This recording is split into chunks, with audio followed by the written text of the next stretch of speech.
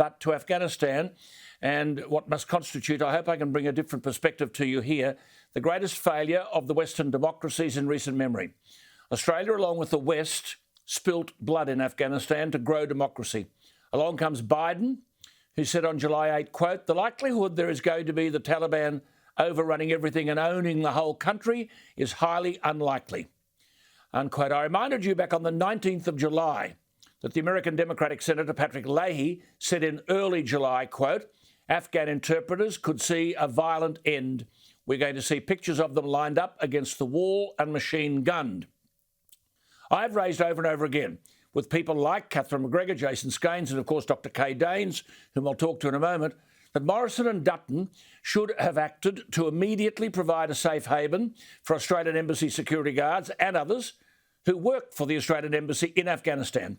I have mentioned many, many times that these people had been extensively security vetted, biometric testing and the lot, by the Afghan Ministry of the Interior, by the Australian Security and Intelligence Agencies. And I asked then, over and over again, what the hell was the Morrison government on about?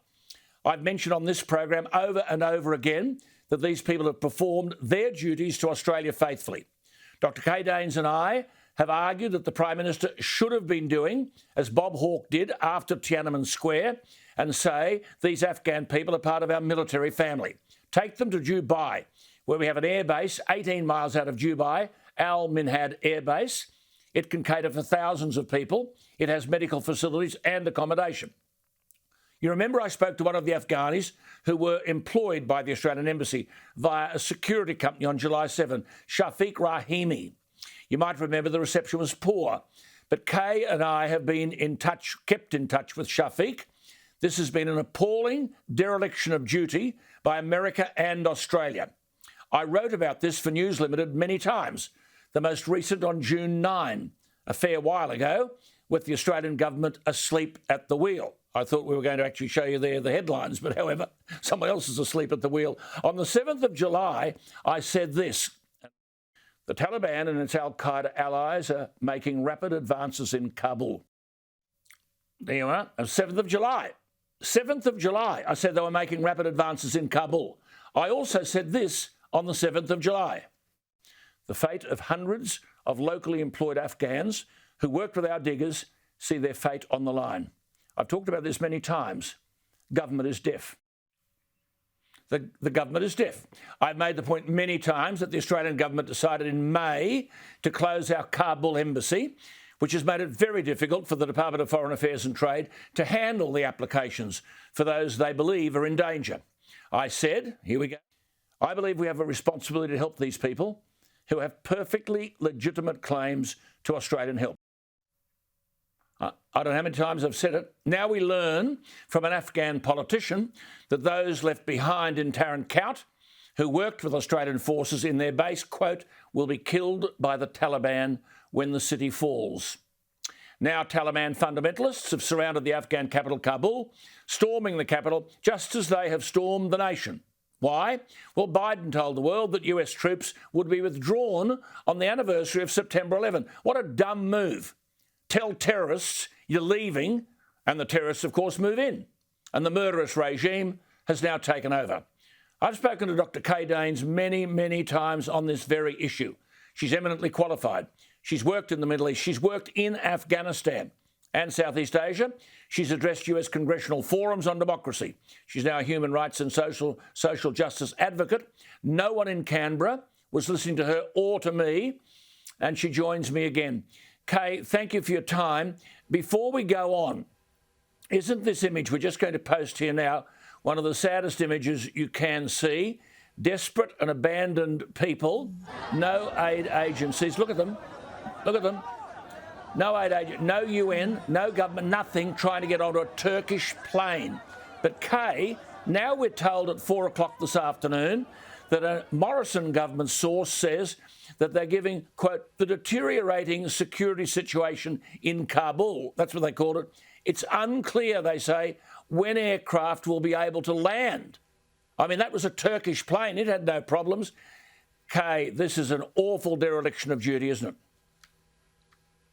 Can you imagine what our ADF personnel are experiencing, Alan. They've been called yet again to go to the rescue of Afghan people in dire straits, knowing that they'll probably get there too late, and then carry that guilt of what happens next as it unfolds. I mean, you and I have been talking about it. We've been talking about this for months and months and months.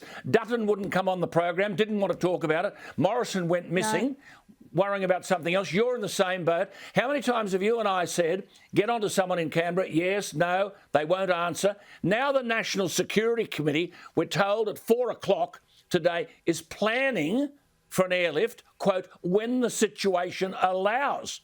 Well, a Turkish plane got in, didn't it, Kay?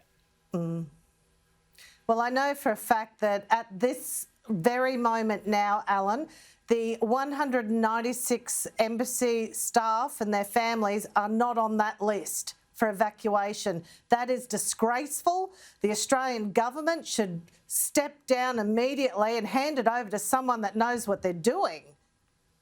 Our planes are still in Kuwait, is that your understanding? And I mean, your latest information, I think, and we talked about half an hour before we came on air, that the Taliban head intelligence officer, are you listening, Scott Morrison? Peter Dutton has arrived in Kabul, and this is information from Kabul. Kay will confirm, and is looking for our Australian embassy group. Is that correct, Kay? It's in this phone, Alan. If the Australian government want to find out what's happening on the ground, tell them to call us. Because, you know, it's clear to me that they don't know what's going on. And we have some of the greatest strategic minds in our country, and we can't even do this simple task. Gap Legal, Glenn Colomitz, Pat Ryan, Jason Skanes, Stuart McCarthy, we've all been working really hard with you and with Sky News to get this information to the government, and they just keep shutting the doors. And we've collated 10 years of employment history on these people in a matter of 2 weeks. What have they done in the last couple of months? Absolutely nothing by the look of it. Absolutely not. And even now they can't give a commitment. I mean, then you've got, with Morrison, then you've got Biden, who was asked July 8 if the Taliban takeover was inevitable. He said it is not. He said, you've got the... I mean, this is a joke, isn't it? This is a bloke, I'll read you what he said. He said, you have the Afghan troops, 300,000 well-equipped, as well as any army in the world, and the Afghan Air Force against something like 75,000 Taliban. It's not inevitable. And Kay, we're in exactly the same boat. You and I have tried every which way and no response. By the way, I should say, Kay, you have worked in one of these provinces, in the Taliban. You've lived in one of those provinces. You've been in touch with the highest levels in Afghanistan, in the last 24 hours. I mean, Shafiq, I interviewed here. I'm talking with them. Sorry, Alan, I'm talking with them hourly. Yeah. Now, I interviewed Shafiq here. Until the phone lines...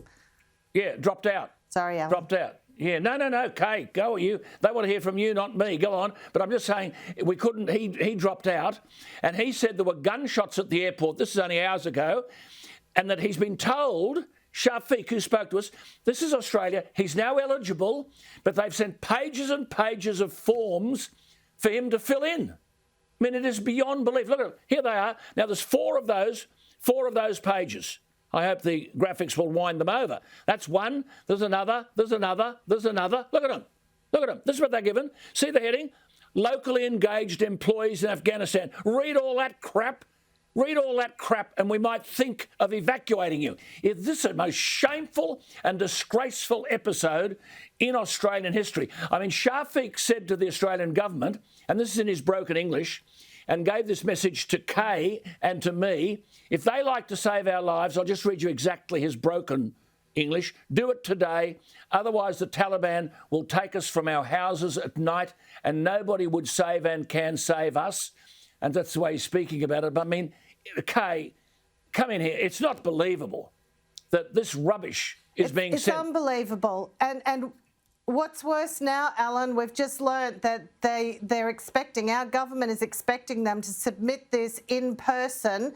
They won't accept electronic copies of their visa applications that have already been submitted to DFAT. It's just unbelievable. Then you've got this Ben Power, the Assistant Secretary, Afghanistan and the regional branch. I mean, they can't be serious. And there's a letter there, I think I've got the graphic of it here. He says, you're eligible to apply for a visa, but paragraph 3, if you can read it, please note, this certification doesn't guarantee you or members of your family a visa to enter and live in Australia. Scott Morrison, Peter Dutton, this is absolutely shameful. In any other country, people will be calling for your resignation. Where, briefly, Kay, we'll talk tomorrow if we have to give me an update, but where from here? Where from here? Well, they need to get the Defence Force over there. The military airport is still operational in Kabul. If they get our people over there, I can get all our staff to them in a matter of moments. They've got their grab bags, they are ready. They've got children that need to be considered in all this, and our government needs to get moving before there's absolute atrocities committed. Good on you, Kay. You and I will keep in touch. It's absolutely disgraceful. No walls in Canberra. Now they're trying to do something. Miles, hours, days, months, too late.